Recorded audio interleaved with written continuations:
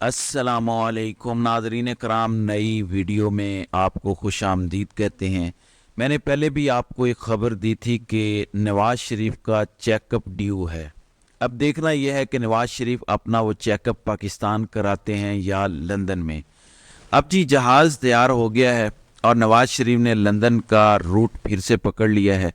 ये ख़बर कहाँ से आई है? नवाज़ शरीफ लंदन जा रहे हैं तो कब जा रहे हैं, कितने टाइम के लिए जा रहे हैं, और ये खबर किसने ब्रेक की है? ये बहुत ही दिलचस्प मामला है। आपको एक शख्स का मैं नाम बताता हूँ, फिर उस पर बात करते हैं। फैसल वाडा का नाम आपने सुन रखा होगा। फैसल वाडा किसी सियासी जमात के अंदर नहीं है, कोई उनके पास ओहदा नहीं है, मगर हर टीवी प्रोग्राम में उनको बिठाया जाता है। फैसल वाडा टीवी पर आकर बहुत सारी बातें करते हैं। कुछ बातें तो वो वैसे ही करते हैं, चूँकि जहाँ से वो खबरें लेकर आते हैं, जहाँ से वो बोल रहे होते हैं, वहाँ पे बहुत कुछ होता है। अब रात को फैसल वाडा से पूछा गया कि क्या इलेक्शंस टाइम पर हो रहे हैं। उनको हामिद मीर ने जब ये सवाल किया तो फैसल वाडा ने एक बड़ी दिलचस्प बात की। उन्होंने कहा कि क्या पीआईए के जहाज़ या फ़्लाइट्स अपने टाइम पर आ जा रही हैं? तो हामिद मीर ने कहा कि नहीं, उन्होंने टाइम पे क्या आना है, फ़्लाइट्स तो कैंसिल हो रही हैं। इस पर फैसल वाडा ने कहा कि जब पीआईए की फ़्लाइट्स चलना शुरू हो जाएंगी या टाइम पे आना जाना शुरू हो जाएंगी तो इसका मतलब होगा कि इलेक्शन होने वाले हैं। फिर इसके बाद अगली बात जो उन्होंने बताई वो ख़बर भी है और सूरत हाल भी है, क्योंकि इस वक्त इलेक्शन डिले होने वाला है, डिले वाला मामला है। और अगर इलेक्शन डिले होता है तो इसका मतलब है कि नवाज़ शरीफ मुल्क में नहीं ठहरेंगे, क्योंकि बहुत सारे रूमर्स ये कह रहे हैं कि अगर नवाज़ शरीफ इलेक्शन ना जीतने की पोजीशन में हुए तो इलेक्शन नहीं होगा। आज एक जर्नलिस्ट का कहना था कि अगर इस मुल्क के ताकतवर हलकों को ये शक भी पैदा हुआ कि इलेक्शन इमरान खान हर कीमत पर जीत रहा है, उसको रोका नहीं जा सकता, तो फिर तो इलेक्शन का सवाल ही पैदा नहीं होता, फिर इलेक्शन नहीं होगा। लेकिन असल मामला ये है कि क्या नवाज शरीफ लंदन वापस जा रहे हैं या यहीं पे रहेंगे। इस हवाले से फैसल वाडा का कहना है कि नवाज शरीफ को लंदन की सर्दी याद आ रही है, शायद वो वापस चले जाएं। इसका मतलब ये है कि वो जो कह रहे हैं कि शायद वापस चले जाएं, किसी लेवल पे ये मुशावरत हो रही है या किसी सतह पर मुशावरत हो रही है या किसी सतह पर ये बात हुई है तो ही फैसल वाडा ने ये बात की है।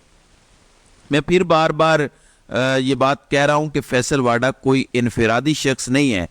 फैसल वाडा जो ज़ुबान बोलते हैं, जिनके लिए बोलते हैं, उसमें किसी किस्म का कोई इबहाम मौजूद नहीं है।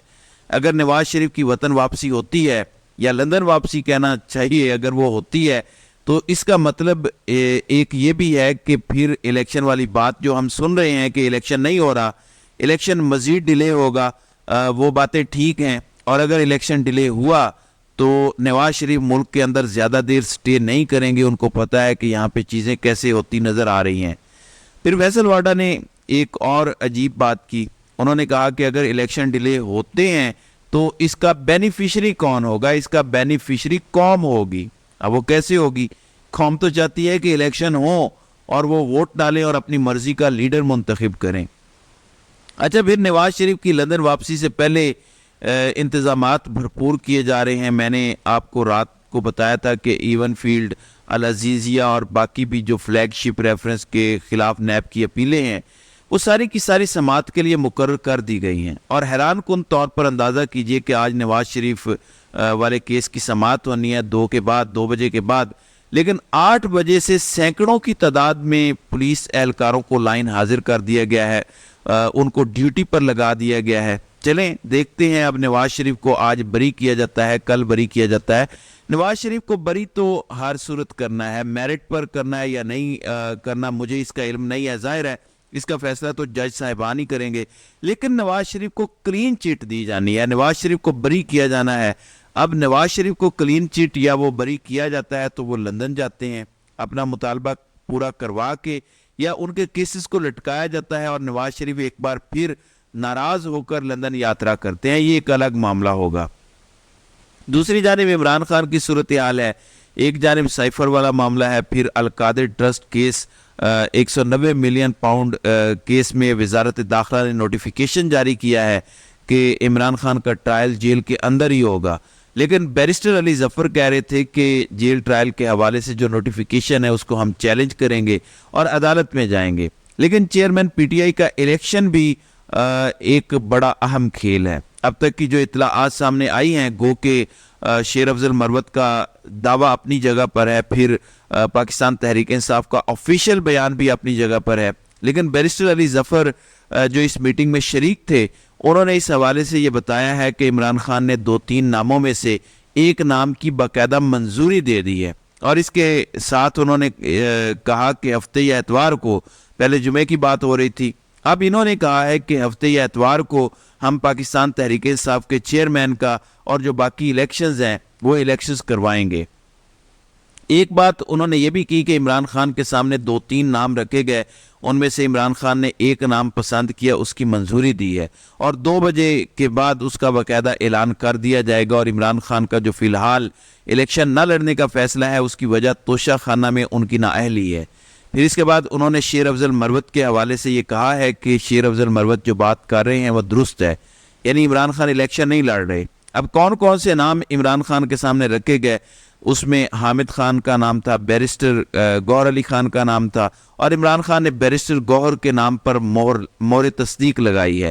تحریک انصاف والوں کے لیے ماننا یا نہ ماننا یہ ایک الگ بات ہے، لیکن بہرحال پارٹی کے حوالے سے عمران خان نے یہ ضرور ایک فیصلہ کر دیا ہے۔ اب بہت سارے لوگ کہہ رہے ہیں کہ کہیں ایسا نہ ہو کہ تحریک انصاف گھما رہی ہو اور جیل سے آج کوئی بڑا سرپرائز آ جائے۔ اب دیکھنا یہ ہے کہ یہ جو سرپرائز کا دعویٰ کیا جا رہا ہے، سٹوری میں نیا ٹویسٹ آتا ہے یا نہیں آتا۔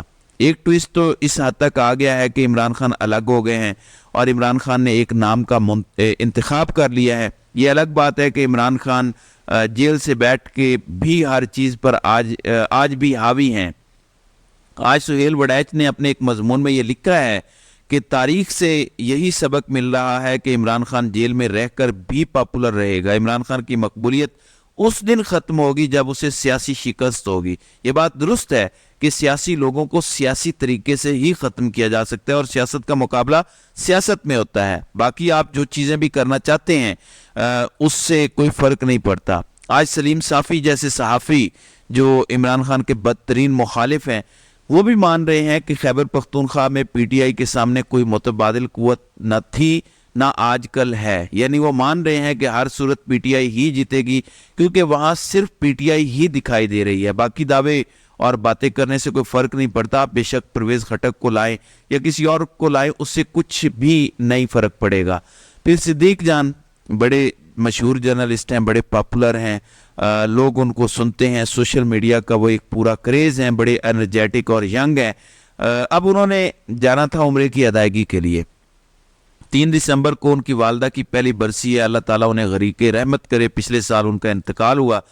تو صدیق جان کے مطابق انہوں نے یہ ارادہ کیا تھا کہ والدہ کی پہلی برسی پر وہ ان کے لیے عمرے پر جائیں گے۔ آج انہوں نے روانہ ہونا تھا، لیکن ان کو روانگی سے روک دیا گیا ہے، اور روک اس لیے دیا گیا ہے، بتایا گیا ہے کہ ان کا نام سٹاپ لسٹ کے اندر ہے۔ اندازہ کریں کہ اگر آپ صحافیوں کے نام بھی سٹاپ لسٹ پر ڈالے ہوئے ہیں تو کیا اس کو آزادی صحافت کہا جائے گا؟ اور وہ جو کہتے ہیں کہ پاکستان میں سب چیزیں بالکل آئین اور قانون کے مطابق چل رہی ہیں، کیا واقعی ایسا ہے؟